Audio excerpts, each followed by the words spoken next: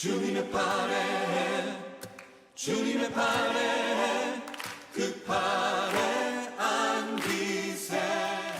할렐루야, 반갑습니다. 오늘 거룩한 주일날 또 각 처소에서 또 예배드리는 모든 성도님들에게 하나님의 놀라운 은혜가 넘쳐나시기를 주님의 이름으로 간절히 축원해 드립니다. 오늘은 절망을 통해서 뜻을 이루시는 하나님이라는 제목을 가지고 함께 은혜를 나누고자 합니다. 여러분, 엎친 데 덮친 격, 설상가상이라는 말이 있습니다. 사람이 살면서 어려운 일들이 연속해서 찾아올 때가 있습니다. 세상 사람들은 이런 계속적인 어려운 상황이 찾아올 때 실망하면서 절망 가운데 살아가는 사람들이 대부분입니다. 그러나 예수님을 통해서 구원받은 하나님의 성도들은 항상 나를 구원하시고 도우신 하나님, 이 고통에도 하나님의 뜻이 있음을 우리가 잊지 마시고 소망을 가지고 살아야 됩니다. 왜 절망적인 상황 가운데 소망을 가지고 살아야 하는가 하면 그 상황 속에서는 하나님의 놀라운 섭리가 준비되어 있기 때문에 그렇습니다. 그 가운데 우리가 놓치지 말아야 될 것은 절망 가운데 우리보다 더 힘든 사람들을 섬기며 사는 게 굉장히 중요한 열쇠가 됩니다.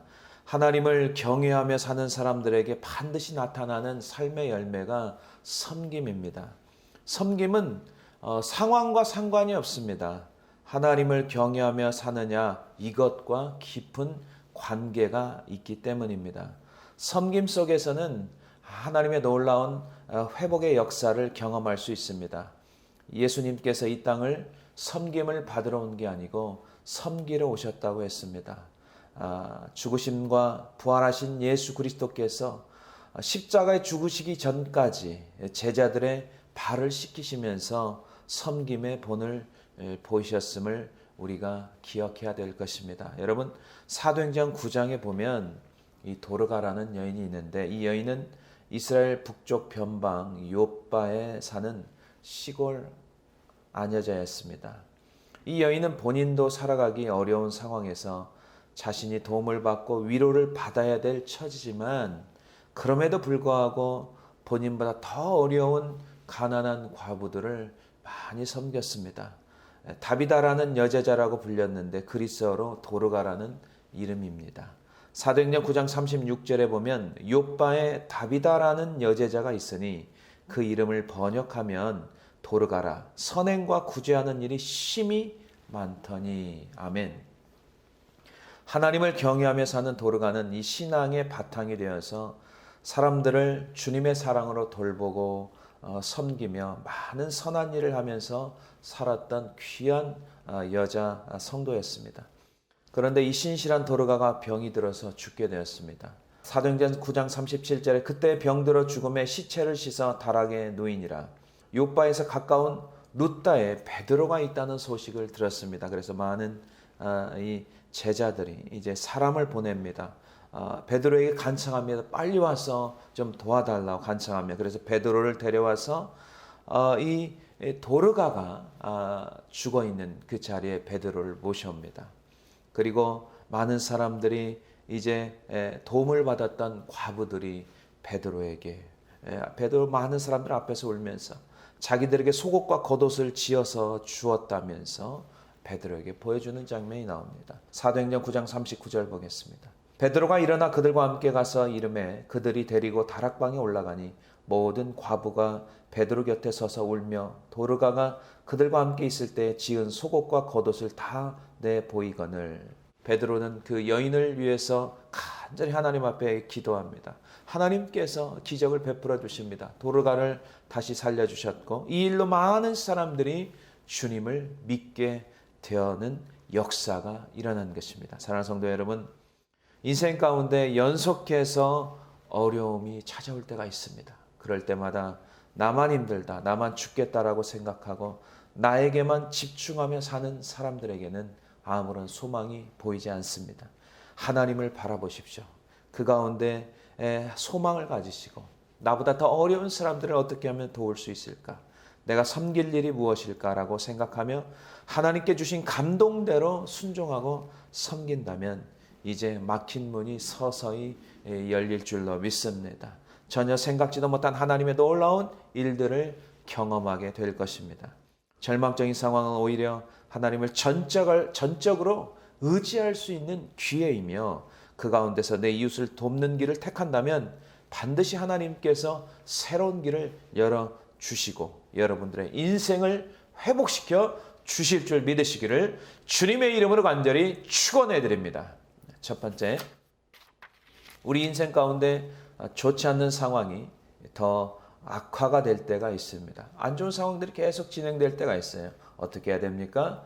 하나님을 전적으로 의지하시고 하나님이 주시는 용기를 얻어야 됩니다. 사무엘상 3장 6절 보겠습니다. 백성들이 자녀들 때문에 마음이 슬퍼서 다윗을 돌로 치자 하니 다윗이 크게 다급하였으나 그의 하나님 여호와를 힘입고 용기를 얻었더라. 아멘. 본문의 상황은 사울이 이스라엘을 통치하는 그 말기 때 일어난 일이었습니다. 다윗은 그의 추종자들과 함께 사울을 피해서 이제 블레셋 땅으로 도망을 갑니다. 당시 블레셋은 5지역으로 나누어져 있었습니다. 그리고 각각 왕이 다스리고 있었는데 가사, 가드, 아스글론, 아스돗, 에글론이란 지역이었습니다. 그런데 다윗은 그를 따르는 600명의 사람들과 함께 사울을 피해서 블레셋으로 피해 갔는데 어디로 갔는가 하면 가드왕 마옥의 아들 아기스가 다스리는 그 땅으로 건너갔다고 합니다. 그리고 가드왕 아기스에게 한 지역을 주어서 좀 살게 해달라고 했고 아기스가 다윗에게 시글락이라는 지역을 주어서 그 곳에서 자리 잡고 살고 있었습니다. 다윗은 구술 사람, 기르스 사람, 아말렉 사람을 침략하여 남녀를 살려두지 않고 소와 낙타와 의복을 빼앗아서 아기스에게 바쳤습니다. 아기스가 다윗에게 오늘은 누구를 침노하여 이것을 빼앗아 왔느냐라고 하자 다윗은 거짓말을 합니다.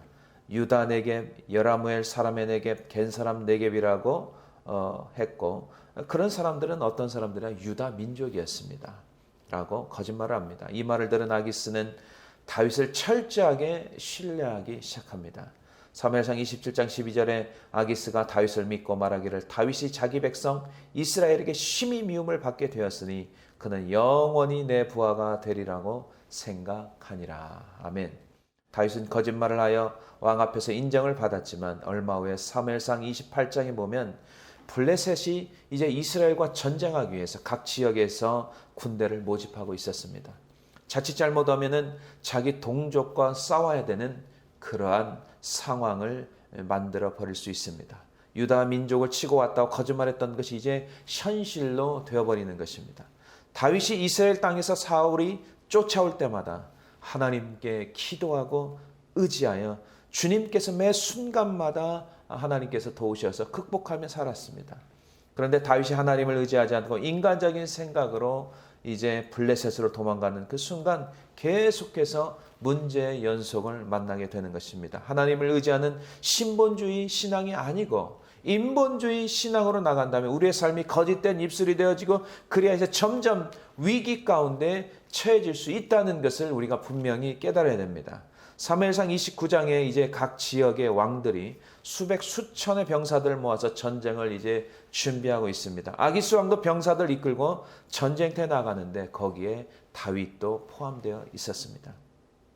지금 다윗은 위기 때마다 도와주었던 사울의 아들 요나단과 싸워야 되고 그리고 비록 사울 왕을 죽일 수 있었던 몇 번의 기회가 있음에도 사울 왕은 하나님께서 기름 부은 종이기 때문에 우리가 함부로 죽여서는 안 된다고 한두 번 그런 고백을 했던 게 한두 번이 아니었습니다.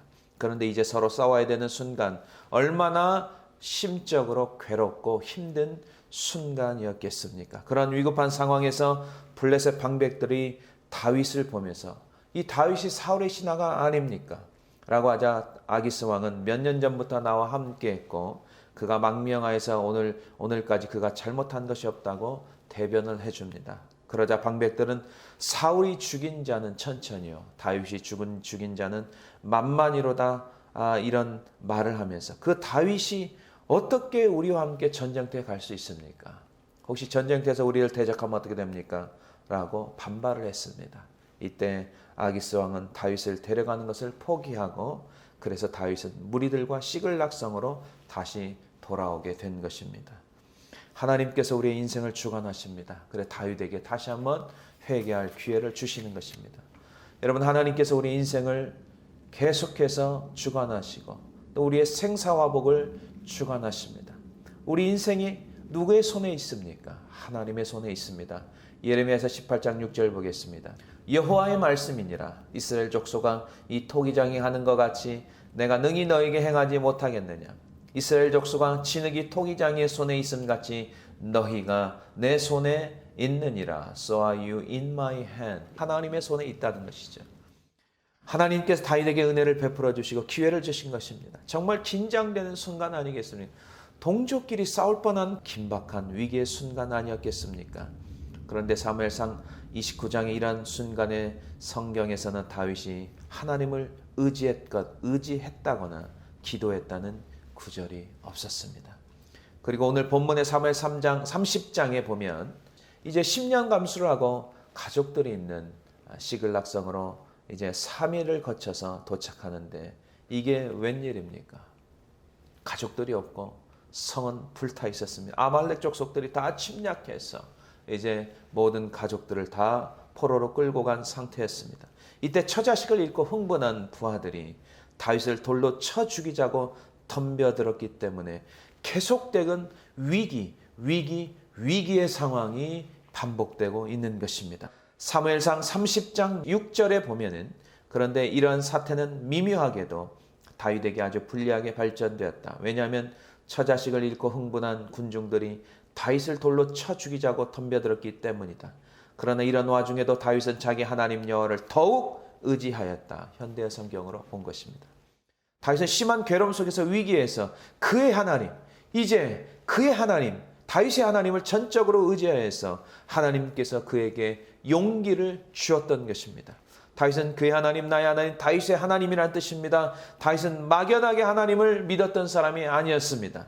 어려서부터 하나님을 만난 경험이 있고 전적으로 하나님을 체험했던 신앙을 가진 믿음의 사람이었던 것입니다. 소년 다윗이 블레셋 적장 골리앗과 싸울 때 그의 고백을 보시면 사무엘상 17장 45절 47절에 너는 칼과 단창으로 내게 나아오거니와 나는 만군의 여호와의 이름으로 내가 나간다. 여호와의 구원하심이 칼과 창에 있지 아니하고 전쟁은 여호와께 속한 것인지 그가 너희를 우리 손에 넘기시리라. 이 믿음의 신앙의 기반을 둔 나의 하나님을 전적으로 의지했던 것입니다. 그 후에 다윗이 왕이 되고 난 후에도 수많은 전쟁을 치르면서 전쟁은 무기와 병사들의 힘으로 하는 것이 아니다. 오직 하나님의 능력으로 이길 수 있음을 날마다 고백하지 않습니까? 실제적으로 다윗의 인생이 힘이 되어 하나님이 힘이 되어 주셨음을 시편 18편을 통해서 고백합니다. 시편 18편 1절에 나의 힘이 되신 여호와여 내가 주를 사랑하나이다. 아멘. 여러분 힘들 때마다 나의 힘이 되신 여호와여 내가 주를 사랑합니다라고 고백하면 하나님께 더 큰 용기를 주셔서 어려운 일들을 감당해 나갈 줄로 믿습니다. 그리고 18편 2절에 여호와는 나의 반석이시오. 여호와는 나의 요새시오. 여호와는 나를 건지시는 이시오. 나의 하나님이시오. 내가 그 안에 피할 나의 바위시오. 나의 방패시오. 나의 구원의 뿌리시오. 나의 산성이시로 계속해서 하나님에 대해서 나의 무엇 계속해서 고백하지 않습니까? 사랑하는 성도 여러분, 위급할 때나 상황이 좋지 않을 때 다윗이 고백한 것처럼 나의 힘이 되신 여호와여 지금껏 나에게 힘을 주셔서 용기를 주셔서 제가 여기까지 왔습니다 라고 고백하시고 시인하시길 바랍니다. 나의 힘이 되신 하나님, 나를 구원하신 하나님, 나를 건져내신 하나님, 지금 이 순간에도 내가 주님 의지하오니 나를 구원하시고 나를 도와주시옵소서라고 기도할 때마다 하나님께서 다시 새롭게 큰 용기를 주시고 능력 주셔서 어려운 순간들을 거뜬히 이겨나갈 줄 믿으시기를 주님의 이름으로 간절히 축원해 드립니다. 두 번째 보겠습니다. 위기의 순간에 하나님을 의지한다는 것은 어떤 행동을 말하는 것입니까? 하나님께 기도하여서 하나님의 뜻을 묻는 것입니다. 우리 본문 7절 8절 보겠습니다. 다윗이 아히멜렉의 아들 제사장 아비아달에게 이르되 원하건대 에봇을 내게로 가져오라. 아비아달이 예봇을 다윗에게로 가져가매 다윗이 여호와께 묻자와 이르되 내가 이 군대를 추격하면 따라잡겠나이까 하니 여호와께서 그에게 대답하시되 그를 쫓아가라. 내가 반드시 따라잡고 도로 찾으리라. 아멘. 다윗이 위급한 상황에서 하나님을 힘입어 하나님이 주시는 100배의 용기를 얻은 다윗이 제사장 아비아달에게 하나님의 뜻을 묻는 에봇을 가져오도록 명령합니다. 다윗이 여호와께 여쭙습니다. 모든 문제는 여호와께 하나님께 엿줍는 데서부터 풀리기 시작합니다. 그러나 사람을 두려워해 계속해서 올무에 걸리게 되고 또 사람을 의지하면 계속해서 문제가 또 다른 문제를 만들어내는 것입니다. 사무엘상 21장에 보면은 다윗이 사울을 두려워했다고 했어요. 그리고 도망칩니다. 어디로 도망갑니까? 가드왕 아기스에게로 갔다고 했습니다. 사무엘상 21장 10절 보겠습니다. 그날에 다윗이 사울을 두려워하여 일어나 도망하여 가드왕 아기스에게로 가니 왜 하필 가드로 갑니까? 가드는 어디입니까? 골리앗의 고향입니다. 다윗이 누구인지 가드 사람들 다 너무나 잘 알지 않겠습니까? 11절에 사울이 죽인 자는 천천히요 다윗은 만만이로다 라는 노래를 가드 사람들이 다 알고 있습니다. 이때 다윗은 가드왕을 심히 두려워했다고 합니다. 사무엘상 21장 12절에 보면 다윗이 이 말을 그의 마음에 두고 가드왕 아기스를 심히 두려워해 계속해서 사람을 두려워하는 것입니다. 그 용맹스럽던 다윗이 그들 앞에서 이제 무슨 행동을 합니까? 미치광이 행동을 합니다. 대문짝을 그적거리며 침을 쐬며 흘리는 이런 미치광이 행동을 하게 됩니다. 하나님을 의지하지 않으면 용기가 생기지 않습니다. 그리고 두려움이 임박하게 되는 것입니다. 오히려 사람을 두려워하게 되는 것입니다. 이게 바로 인간의 나약한 모습 아니겠습니까? 잠언서 29장 25절에 사람을 두려워하면 올무에 걸리게 되거니와 여호와를 의지하는 자는 안전하리라. 아멘. 이제 다시 찾아온 위기 속에서 다윗은 하나님을 전적으로 의지합니다. 이제 어떻게 해야 하는지를 묻기 시작합니다. 하나님을 의지한다는 것은 전적으로 기도하는 것입니다. 하나님께 여쭙기 시작합니다. 제가 앞서 떠난 저 약탈자들을 추격해야 되겠습니까? 제가 그들을 쫓아가면 따라잡을 수 있겠습니까? 다윗은 하나님께 여쭈었을 때 이런 응답을 받습니다. 내가 그들을 쫓으면 틀림없이 따라잡을 수 있거니와 잡혀간 사람들도 구할 수 있다라고 응답을 받습니다. 이게 바로 원래 다윗과 하나님의 영적으로 친밀했던 그런 자세 아니겠습니까? 이게 정상적인 신앙인으로 다윗이 돌아온 것입니다. 사무엘상 23장의 전쟁에서 다윗은 먼저 여호와께 묻습니다. 여호와께서 대답해 주십니다. 그 일나로 내려가라. 블레 사람을 내 손에 넘기려 응답받고 전쟁에 나가서 승리하며 계속해서 여쭙고 응답받고 여쭙고 응답받았을 때는 다윗이 승승장구합니다. 승리할 수밖에 없습니다. 하나님께서 그 전쟁을 허락하시고 다윗에게 넘겼기 때문입니다. 사무엘상 23장 2절 보겠습니다. 이에 다윗이 여호와께 묻자와 이르되 내가 가서 이 블레셋 사람들을 치리이까 여호와께서 다윗에게 이르시되 가서 블레셋 사람들을 치고 그 일날을 구원하라 하시니 다윗이 여호와께 다시 묻자오되 여호와께 대답하여 이르시되 일어나 그 일날로 내려가라 내가 블레셋 사람을 내 손에 넘기리라 하신지라. 아멘. 이 모습이 원래 믿음의 다윗과 하나님과의 친밀한 관계의 모습입니다. 이러한 믿음의 다윗을 하나님께 보호하여 주셔서 사울이 아무리 찾아도 찾지 못했던 것이었고 성경에서는 하나님께서 다윗을 사울에게 넘기지 않았다고 말씀하고 있습니다. 즉 하나님께서 다윗을 보호해 주셨다는 뜻입니다. 사무엘상 23장 14절 보겠습니다. 다윗이 광야 요새에도 있었고 또 광야 산골에도 머물렀으므로 사울이 매일 찾되 하나님이 그를 그의 손에 넘기지 아니하시니라. 아멘. 우리가 여기서 한 가지 깨달아야 됩니다. 모든 일이 잘 될 때나 잘 되지 않을 때나 하나님께 반드시 여쭙고 기도하며 나가야 되는 것. 모든 인생에 주관하시는 그 모든 우주 만물을 주관하시는 그 하나님께서 결정하기 때문에 그랬습니다. 사람들이 왜 하나님을 의지하지 않고 기도하지 않습니까? 이유는 간단합니다. 자기 힘으로 할 수 있다고 믿기 때문입니다. 이것이 신앙인의 큰 함정입니다. 우리 힘으로 될 수 있는 것은 하나도 없습니다. 하나님의 도우심이 없이 하나님의 은혜가 없이 내 스스로 어떤 일을 하게 되면 그것은 반드시 무너지게 되어 있습니다. 처음에 잘 되는 것 같지만 마침내 실패하고 무너지게 되는 것입니다. 우리 삶 속에 매 순간순간 기도한 말씀이 삶의 기반이 되어야 하나님의 은혜가 계속적으로 지속되며 우리의 삶은 점점 더 아름답게 성장하고 승리하게 되는 것입니다. 우리가 하나님께 기도해서 어떠한 일이 이루어졌습니다. 반면에 우리가 하나님께 기도하지 않아도 어떠한 일을 이룰 수가 있었습니다. 그럴 수도 있잖아요. 똑같이 일을 성취했어도 그러나 이것이 얼마나 다른 줄 아십니까? 기도하고 일을 성취했어요. 기도하지 않아도 그 일을 성취했어요. 그러나 굉장히 다른 차이점이 있습니다. 어떤 성도가 기도하고 일을 성취했을 때는 그 성도는 반드시 하나님이 하셨음을 고백합니다. 그리고 은혜에 감동하여서 그의 신앙은 더욱더 점점점 더욱더 성장하게 될 것입니다. 그러나 반면에 기도하지 않아도 하나님께 여쭙지 않아도 그 일이 성취되었어요. 이거는 굉장히 위험한 일입니다. 이 사람은 다음 일에도 하나님 없이도 내가 할 수 있구나라는 잘못된 자만심이 더욱더 커져서 계속해서 하나님을 의지하지 않는 불신앙으로 나가기 때문입니다. 다윗이 하나님을 의지하지 않고 살고 있으니까 하나님께서 때려서라도 다윗의 무릎을 꿇게 하십니다. 그 위기 상황에서 다윗은 하나님을 의지하고 여쭈었습니다. 응답받습니다. 다윗은 8절 말씀처럼 내가 반드시 따라잡고 도로 찾으리라 이 말씀에 순종하여 추격하기 시작합니다. 그러나 하나님께서 네가 어디로 가란 말을 말씀하지 않았습니다. 그러나 다윗은 순종합니다. 우리는 매일매일 주시는 큐티를 통해서 주시는 메시지, 또 강단을 통해 선포되는 하나님 말씀을 통해서 우리가 깨닫습니다. 어떤 때는 도저히 이해가 가지 않습니다.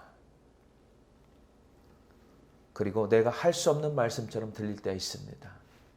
그러나 우리가 해야 될 일은 그럼에도 불구하고 그대로 순종하고 나가는 자세가 중요한 것입니다. 그럴 때 하나님께서 길을 열어주시는 것입니다. 계속해서 내 상식, 내가 가지고 있는 생각, 내 지식을 가지고 하나님의 말씀에 불순종하며 산다면 결과는 뻔합니다. 그리고 그 문제는 계속해서 엉키고 설키게 될 것입니다. 순종한다고 갑자기 상황이 바뀌거나 환경이 바뀌지 않습니다. 그러나 하나님 말씀에 의지하고 순종한다면 그 믿음의 씨앗이 이제 뿌리를 내리고 점점점 줄기를 내고 열매를 맺게 될 줄로 믿습니다. 지난주에 제 아내 박사 졸업식을 다녀오면서 참으로 하나님께서 굉장히 기적적으로 일을 하셨구나 라면 다시 한번 감사했습니다. 제 아내가 오래전에 코스형을 마쳤습니다. 논문을 쓰는데 집중해야 되는데 현장 사역 때문에 집중하기 쉽지 않았습니다. 논문 쓴다고 성도들을 돌보지 않을 수도 없지 않습니까? 가르쳐야 됩니다. 또 가정을 또 돌봐야 됩니다. 여러 가지 일들이 있었습니다. 논문이 진전이 별로 가지 않았습니다. 힘들었습니다. 올해가 어떻게 보면 마지막 해였습니다. 그런데 생각지도 않게 3월에 팬데믹이 이제 선언이 되고 그때부터 교회에 이제 성도들이 자주 올 수 없었습니다. 그리고 어떻게 보면 시간적인 여유가 생겼습니다.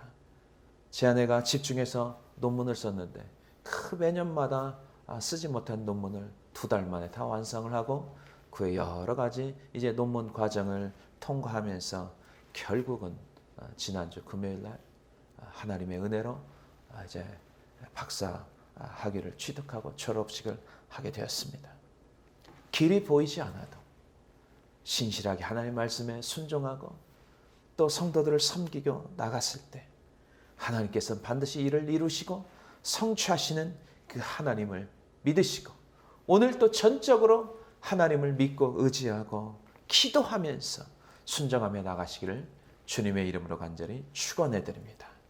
마지막으로 위기 상황에서 하나님을 의지하고 순종하며 나가야 됩니다. 그리고 한 가지 중요한 응답을 얻는 키가 있습니다. 열쇠가 있습니다.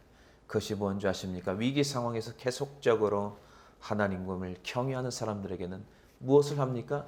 선행을 실천하며 살아가면 굉장히 중요합니다. 본문의 11절 12절 보겠습니다. 무리가 들에서 애굽 사람 하나를 만나 그를 다윗에게로 데려다가 떡을 주어 먹게 하며 물을 마시게 하고 그에게 무화과 뭉치에서 뗀 덩이 하나와 건포도 2송이를 주었으니 그가 밤낮 사흘 동안 떡도 먹지 못하였고 물도 마시지 못하였음이니라. 그가 먹고 정신을 차리매. 아멘. 오늘 본문은 위기를 극복하는 하나님의 방법이 나오는데 이 놀라운 비결을 여러분들이 오늘 깨달아야 됩니다. 다윗과 부하 600명은 시글락에서 전쟁터에 참여하기 3일 동안 갔다가 다시 이제 시글락성으로 다시 사흘 만에 돌아옵니다.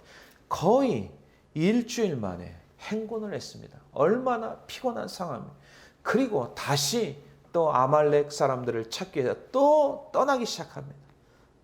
정말 힘든 상태입니다. 가족들과 모든 성들이 불타버렸습니다. 몸도 지치고 마음도 지친 심신이 최악의 상황 아니겠습니까? 이렇게 지친 600명을 데리고 부솔 시내로 갔는데 보니까 200명이 너무 힘들어서 갈 수가 없었습니다. 그래서 200명을 남기고 400명을 데리고 이제 추격하는 장면 아니겠습니까? 이때 들에서 어떤 한 사람을 발견하는데 거의 쓰러져 죽어가고 있는 예굽 사람을 만났다고 했습니다. 그를 데려다 떡과 물을 마시게 하고 정신을 차리게 했다고 했습니다. 여러분 본인들도 지쳐서 쓰러 남을 도울 수 없는 상황 아니겠습니까?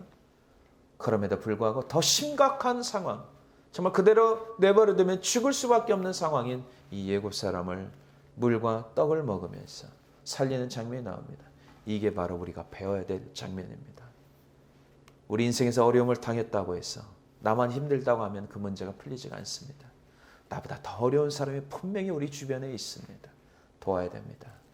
중요한 것을 우리가 깨달아야 됩니다. 내가 힘들 때 나보다 더 힘든 사람을 도와야 된다는 것.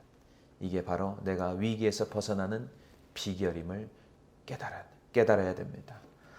이사야서 58장 7절 8절 보면 또 줄인 자에게 내 양식을 나누어 주며 유리하는 빈민을 집에 들이며 헐벗은 자를 보면 입히며 또 내 골육을 피하여 스스로 숨지 아니하는 것이 아니겠느냐.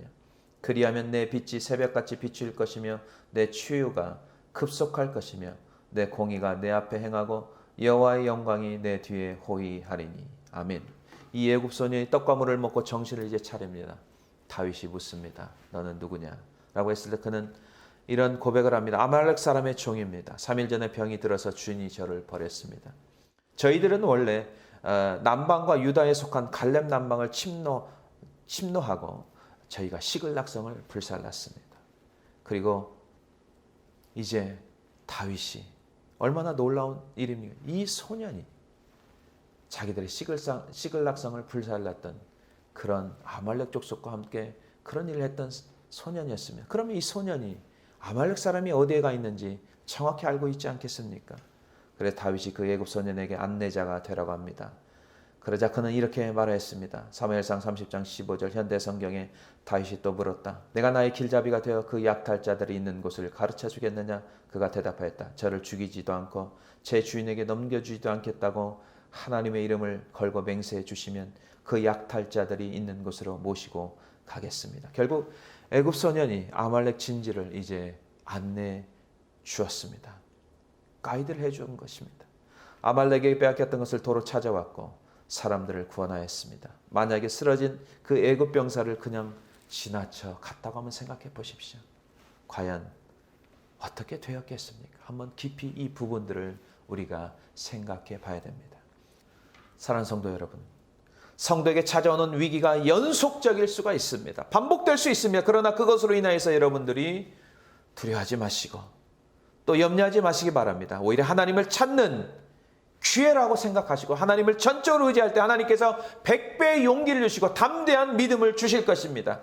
그리고 하나님을 의지한다는 것은 기도하는 것입니다. 하나님께 여쭙는다는 것입니다. 하나님께서 우리에게 메시지를 통해서 말씀을 통해서 반드시 응답해 주실 것입니다. 그리고 더 중요한 것은 위기 가운데 나보다 더 어려운 사람들을 놓치지 마시기 바랍니다. 더 어려운 사람들을 섬기는 것, 그 위기를 통과하는 마지막 열쇠임을 깨닫고 주님의 사랑으로 나눌 때 놀라운 회복의 역사가 나타남을 믿고 나가시기를 주님의 이름으로 간절히 축원해 드립니다. 믿음이 없어서 무너진 삶의 모든 자리에 다시 주님